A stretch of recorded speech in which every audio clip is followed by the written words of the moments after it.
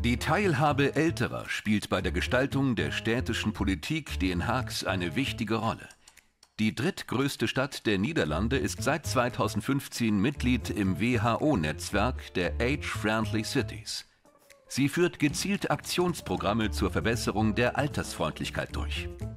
Nina van Haren ist mitverantwortlich für die alterspolitischen Maßnahmen der Stadt.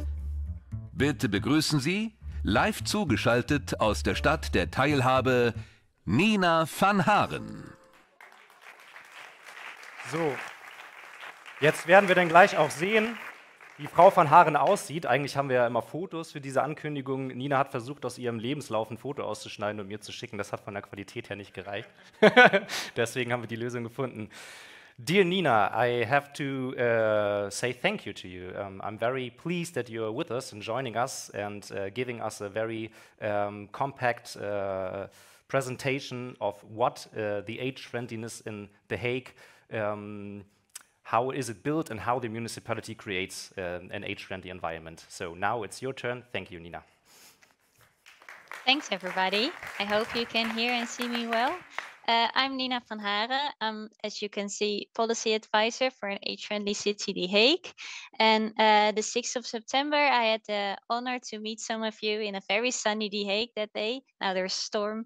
Yeah, present a bit to you our policy about age-friendly cityness. Our alderman gave a short speech in German.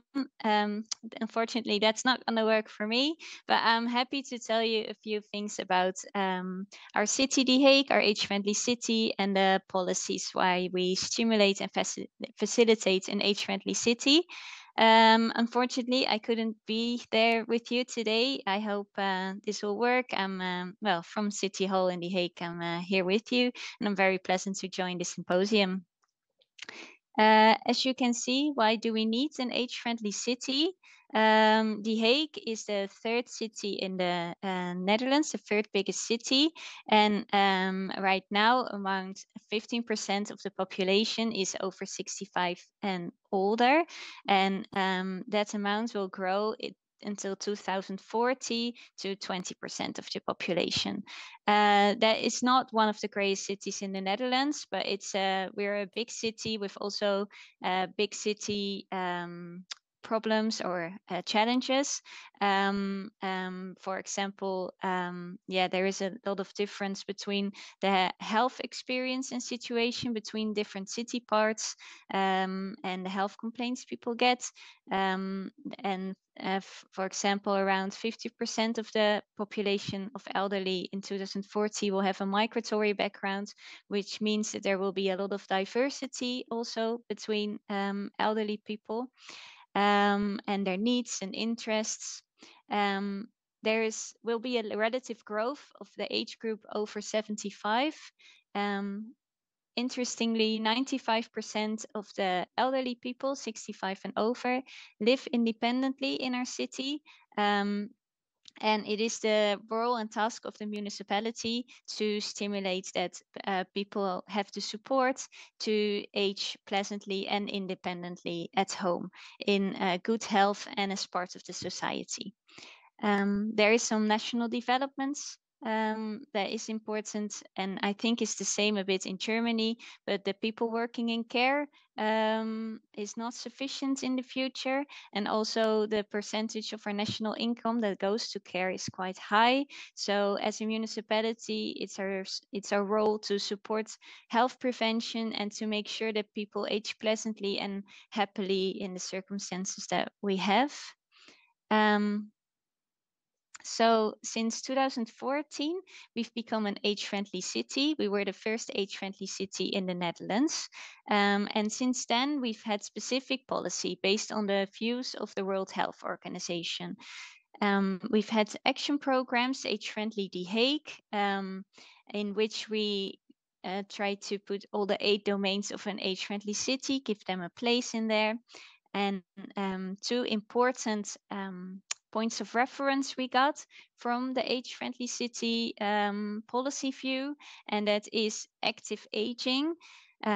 We believe that if you stimulate active aging, which means that elderly can stay an active and vital and part of society, also when health complaints start, or that as long as you feel that you can contribute to society, so as you can use your talents, if you feel a part of society, that will really help with staying healthy, with staying happy, with age pleasantly.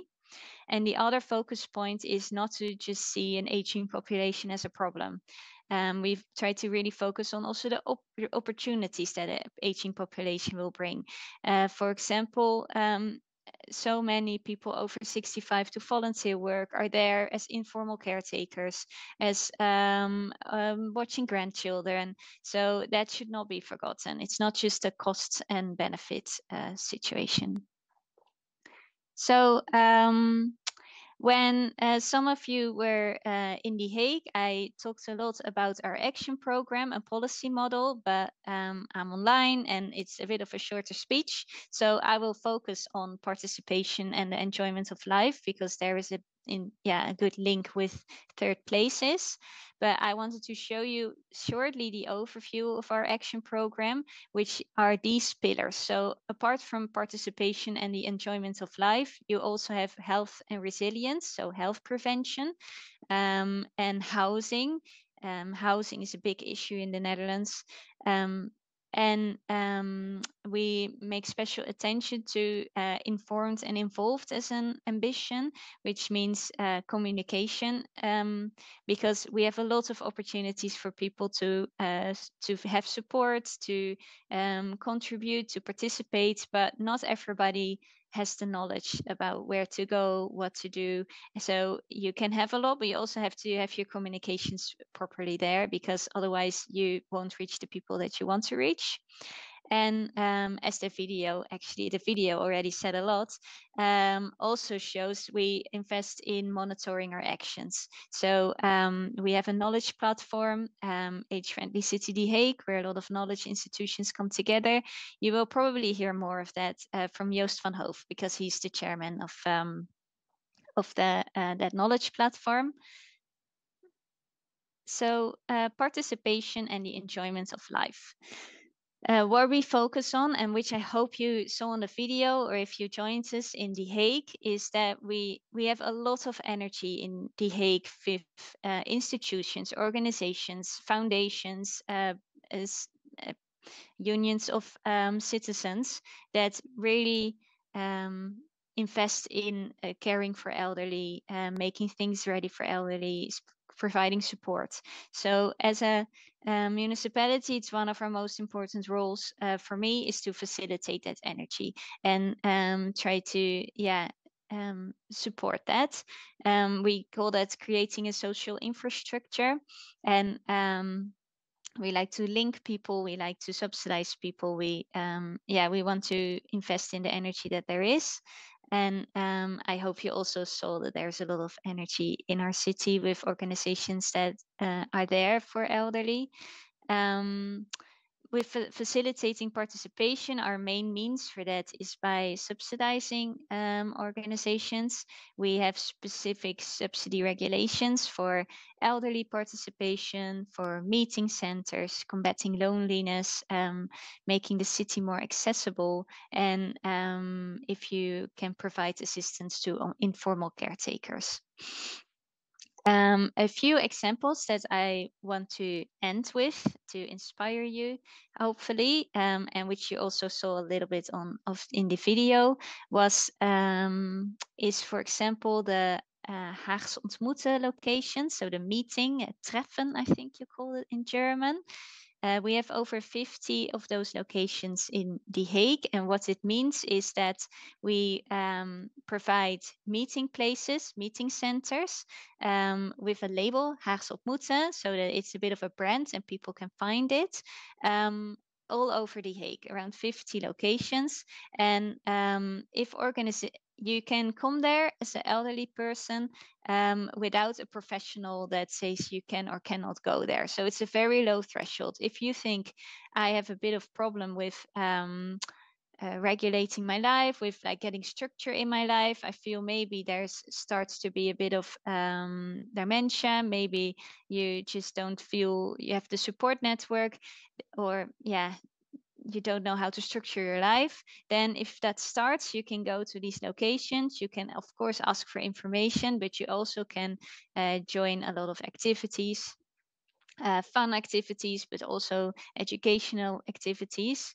And all kinds of organizations in The Hague are calling themselves Haagse ontmoeten locations. For example, some care homes in their communal areas, some neighborhood centers, but also some recycling stores have now like secondhand stores, sorry, have certain places where you can meet together and have a bit of a community house within a store. Also, some Hindu temples have provide in their communal areas some places where people can meet. And yeah, we try to build it up and up. If you have certain quality references that you can adhere to, then you can get a bit of reimbursement for the costs and become this kind of location. Furthermore, we have around 50 from historically, we have quite some group housing locations so that people can live together, elderly people with a communal space within their home.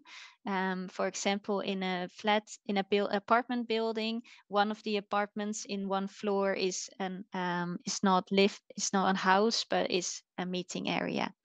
That is a really good way to, you see that people can really keep an eye on each other. Well, and I would like to end with a few examples of how we communicate about our activities. We have, and you see it in the picture, the sociale kaart, the social map of The Hague. And if you want to find support systems or activities or what's going on in the neighborhood, you can all find that in one integrated social map. Also housing possibilities, it's all in there. And you can find your way of all the activities and support systems there are, because there's a lot and it's not always coherent. So this is where we try to show all the information together. Also, when people turn 75, they will get a letter, a happy birthday letter from the government, from the municipality, by saying also, if you want to have a visit from a welfare worker, you can make an appointment. People come by. If you have help, please go to this and this desk if you need help. So that's also what we have, and we send it every 5 years.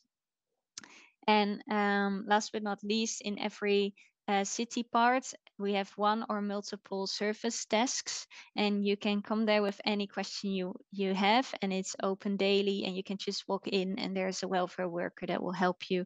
And a lot of elderly people make use of that for housing questions, for support questions. If they don't know what to do anymore, they can always go there and people have a good talk with them.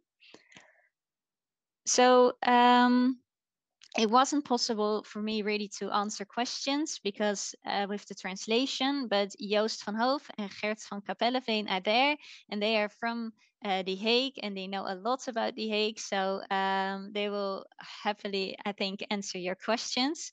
So I would thank you for the time that I can present our city to you, and I hope you have a very nice presentation. We did indeed.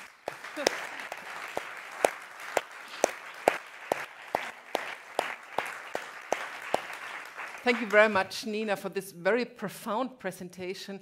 We're convinced about your strategic approach as well as your very practical word. You might have seen it. We have some 120 people here representing different cities.